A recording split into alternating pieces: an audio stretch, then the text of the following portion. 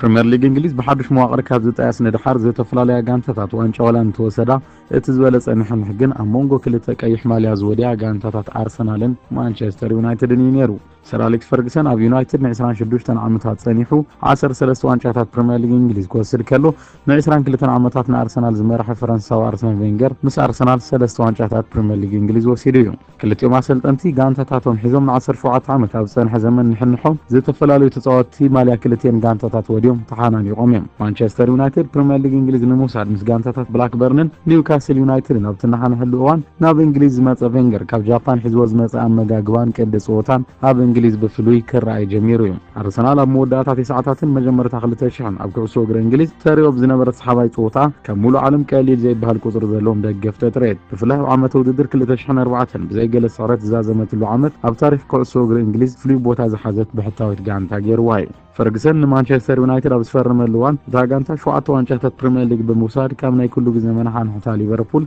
ب10 حر وانچات تحيتا انيرا 16 عامات زصنح زمان اسلطانነት فرغسون 13 وانچات ناب تياتر اوف دريمز كو حزو غيريو بزخا 20 وانچات بريمير ليج انجليز بمحاز غوبل الغانتات بريطانيا ختكون اخيلوا تسنابيتو نعصر شوعات عامታት ዝጸንሕ ንሕንሕ ክልቲኦም አሰልጠንቲ ኣብ 2013 ፍጻመ ወላን ተረኸበ ምስ ሓብ ክልቲአን ጋንታታት ግን በዚ ተጠው ያበለን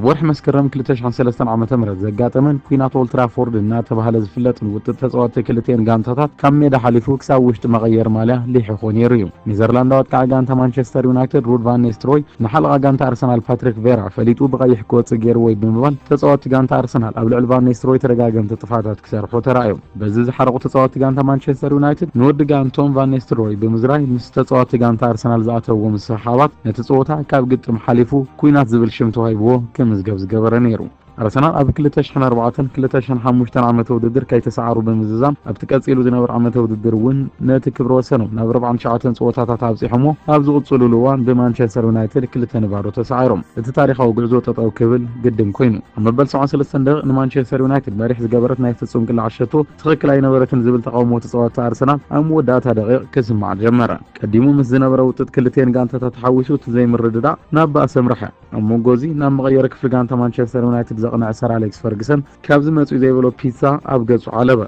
من كمز دربيه ግን ክፍለጠ ይካለን ዝምስጢርን 13 ዓመታት ከይተፈለጠ ጸኒሑ ቅድመ ዓመትን ፈርቃን ግን ኣብ ሊግ ኦፍ ዴር ኦውን ጋሻ ኮይኑ ዝቀረበ ፋብሪጋት ከምዚ ክብል መለሰ ድሕሪ ተሳረት ትወጥረ ይሃደ ነይሩ ኣብ ውሽጢ መغير ክፍሉ ኮይኑ ጫው ጫው ሰሚዕ ምስ ወጻኹ ሶል ካምቤል ሪኦ ፈርዲናንድ ማርቲን ኬውንን ካልኦትን ይደፋፍኡ ነይሮም ድሓር ኣኑ ዝበልዑ ዝነበርኩ ፒትዛ ሰንዴሎም እታ ፒትዛ ግን ኣብ ገጽቶም ዝዳፍኡ ዝነበሩ ዓለበትን ኣብ ገጽ ፈርግሰን ዳምበር ይቅሬታ ሰር አሌክስ ኮነ ኢለይ ኮንኩን بمبال بحر 13 عامت قبل لسر أليكس فرغسون بيتزا سندو تصواتاي نسو 5 نفر امينو يوم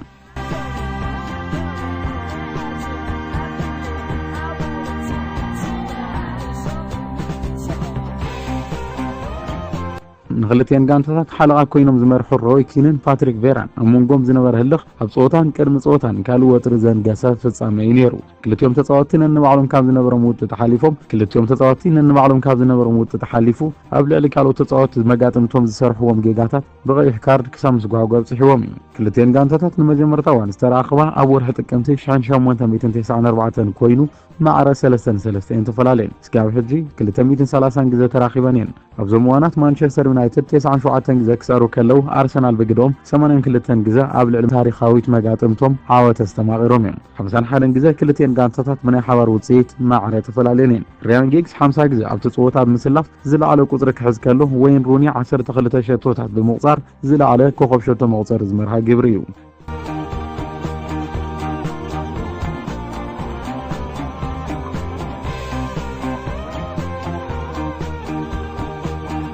بريمير ليج توسخي كلتين غانتات اب انجليز نوح ادما اب زلو وانچا اف كاب ون زغبرو نحنه كالا امزاغبت تاريخ سفيرو زركب فصاميو اب 2005 عام تمرت اب فصامي اف كاب انجليز زغبرو غتم بارون بارو دحر مزامو ارسنال بمفلي فصم كلعت عويتا وانچا وسيدا توانچا ግን ናይ ሞዳታ نحنه كلتين غانتات مزغبا استرفت اغاطامي እና ተባለ ተذكر ارسنال دحر 2005 ገጻና ህንጸት ሓድሽ ስቴዲየም مغيارا كان ምክንያት ሞዳታ ታሪኻዊ ግጥም ይነሩ ኣብታ ጋንታ ዝነበሩ ኳኽብቲ ዝሓሸ ገንዘብ ዘቕረባ ጋንታታት እናተገዙ ሓደሽትን ልምዲ ዘይብሎም ተጻወቲ ናብ ኣርሰናል ክኸዱ ምርኣይ ልሙድ ኮነ።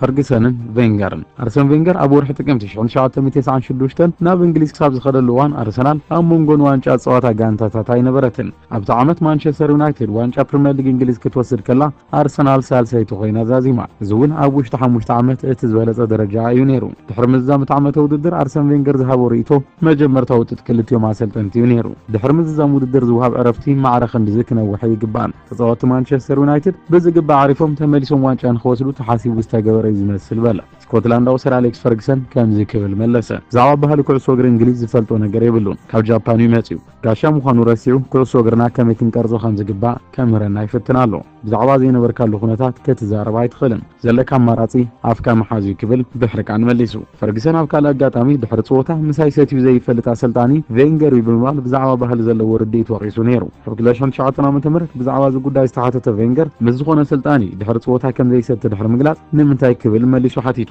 እዚ ምስዕር ክነዘራኸብ የብሉን። እንተሲዕርካዮ እንታይ ኢኻ ትብሎ? እንተሲዕርካ ከዓ ተኺልካ ገዛኻ ትኸድሞ ብዛዕባ ቀጻሊ ፀወታ ተዳሎ እምበር ምስ ዝሰዓረካ ስልጣን ኣይትሰትን ክብል ንነቐፌታ ፈርግሰን መልሱ ሂቡ እዩ። ፈርግሰን በፒትዛ ዝተወቃዓሉ መዓልቲ ካልእ ውጥት ክልቲኦም ኣሰልጠንቲ ዝሓየለ ኣጋጣሚ ነይሩ። ኣርሰን ቬንገር ነቲ ተግባር ብምኹናን ይቕሬታ ክሓተኒ ነይርዎ ዝብል ስምዒት ኣብ ፈርግሰን ኣሎ። በዚ ኩሉ ወጥረታቶም ግን ኣብ መወዳእታ ዝነበሮም ምክብባር ፍሉይ ነይሩ። ፈርግሰን ኣብዞም ኩሎም ዓመታት ዘመዝገቡ ዓወታት ደድሕሪኡ ዝስዕቦኑ ዝነበረ ቬንገር ንምብላጽ ብዝገበሮ ጻዕሪ እዩ። ፈረንሳዊ ኣርሰን ቬንገር ብጋንታ ኣርሰናል ካብ መዝነቱ ድሕሪ ምስንባቱ ኣብ ኦልድ ትራፎርድ ናይ ክብሪ ሽልማት ካብ ፈርግሰን ተበርኪቱሉ እዩ።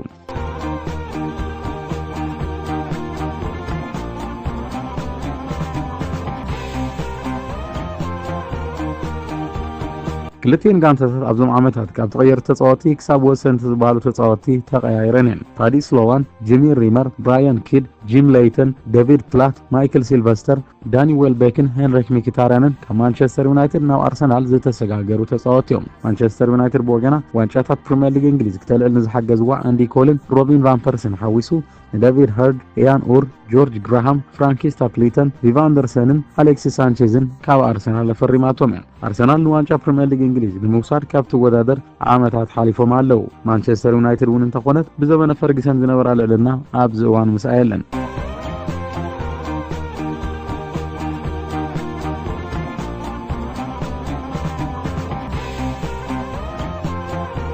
ኣርሰናል ን22 ዓመታት ዝመርሓ ስልጣን ኣርሰን ቬንገር ኣብቲ ዝሓለፈ ክረምቲ ኣብ ፋንያ ቶያ ስፔናዊ ዩናይ ኤመሪ ቬንገር ገዲፎ ንዝኸደ ወንበር ካብ ምምላእ ሓሊፉ ደገፍቲ ዓመት ዘልዕልዎ ሕቶ ዋንጫ ክምልስ ሓላፍነት ተረኪቡ ኣሎ። ኤመሪ ኣብ ዝሓለፈ ዓመተ ውድድር ምስ ፈረንሳዊት ዓባይ ጋንታ ፓሪስ ሰን ጀርሜን ኣብ ዝነበረሉ እዋን ምስ ኔይማር ዝፈጠሮ ዘይምርዳእ ስርሖ ክሳብ ምስኣን ዘብፅሖ ፀገም ትጋብ ሕጂ ይርሶን። ኔይማር ልዕሊ ኣሰልጣኒ ኢሉ ክሓስብ ስለ ዝገበርክዎ እዩ እዚ ኩሉ ፀገም ኣጋጢሙ ኢሉ ዝሓስብ እዚ ስፔናዊ ኣሰልጣኒ ናብ ኣርሰናል ምስ መፀ ቀዳማይ ዝገበሩ ነገር ወላ ሓደ ተፃዋታይ ልዕሊ ኣሰልጣኒ ከም ዘይኮነ ንምርኣይ ምፍታን እዩ ነይሩ። መቐፀልታ ናይዚ እምበር ንጀርመናዊ ኮኸብ ሜሱት ኦዚል ኣብ ወንበር ተቐየርቲ ኮፍ ካብ ምባል ሓሊፉ ምስ ሙሉእ ጥዕኑ ኣብ ዘለሉ እዋን ከይተረፈ ካብ መዝገብ ዕለታዊ ጋንቱ ወፃኢ ገብሮ ተደጋጊሙ ዝረአ ዘሎ።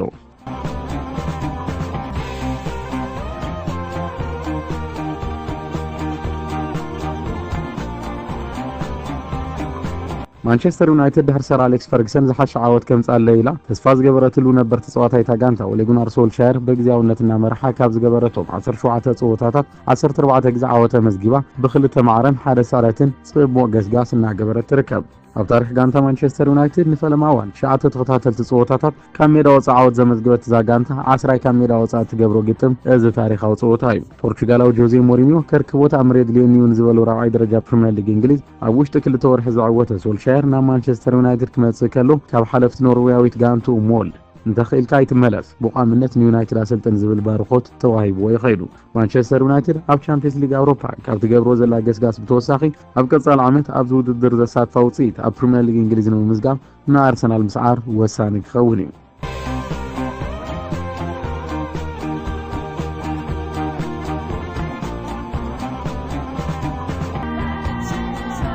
መበል 231 ግጥም ጋንታታት ኣርሰናልን ማንቸስተር ዩናይትድን መን ይዕወት? ሪቶታትኩም ኣብ ናይ ኮሜንት ጻጽኡና ኣቕምጡልና። ሰብስክራይብ ብምግባር ፊልምታት፣ ሓበሬታታትን ሙዚቃታትን ስታር ኢንተርቴይንመንት ተኸታተሉ።